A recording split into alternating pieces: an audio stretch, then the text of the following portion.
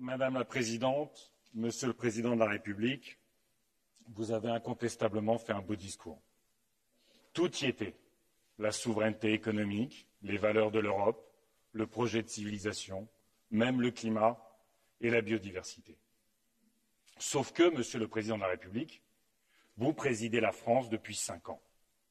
Et à ce titre, vous êtes comptable d'un bilan pour la France et d'un bilan pour l'Europe. Nous le savons, toutes et tous ici, le réchauffement climatique est le plus grand défi auquel l'humanité est aujourd'hui confrontée. Mégafeux, inondations, sécheresses, canicules, partout sur la planète, partout en Europe, nous sommes percutés dans nos conditions mêmes d'existence. Mais lutter pour le climat n'est pas simplement un impératif de survie. Ce peut être, si l'Europe le décide, une extraordinaire opportunité pour redonner du sens à notre économie, pour innover, pour créer des emplois de qualité, pour aménager durablement nos territoires, reconstruire une société juste, solidaire, bienveillante, démocratique. C'est la voie que nous, écologistes, nous avons choisie. Vous suivez, Monsieur le Président, une autre voie, celle d'une alliance climaticide avec la Pologne et la Hongrie. Vous promouvez le gaz pour sauver un nucléaire condamné à la faillite.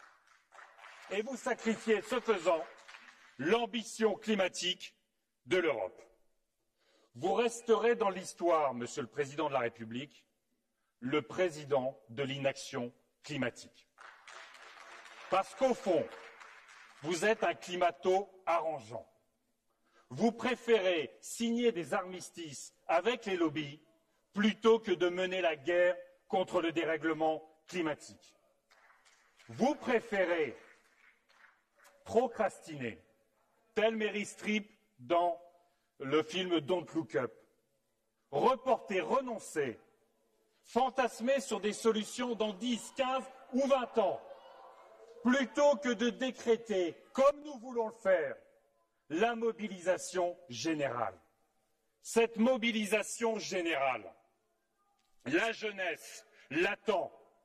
Cette jeunesse si terrifiée par la catastrophe écologique.